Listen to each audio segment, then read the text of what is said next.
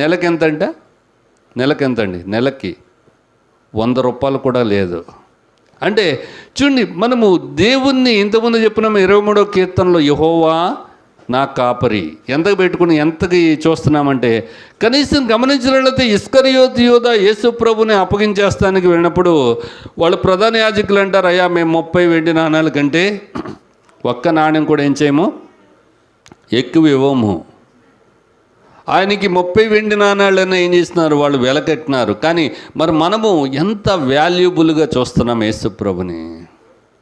మలాకీ గ్రంథంలో ఆయన చెప్తూ ఉంటాడు, ఎందుకు ఈ యొక్క లాస్ ఆఫ్ పేమెంట్, ఎందుకు నష్టపోతున్నది సంఘము, ఎందుకు దిగిపోతుంది సంఘము అనంటే, దేవుని దగ్గర ఏం చేస్తున్నాం, మనమందరం కూడా దొంగతనం చేస్తున్నాం. దేవునికి ఇవ్వాల్సింది మనము ఇవ్వటలే, దైవనీతిని ఏం చేయట్లే, మనము పాటించట్లేదు.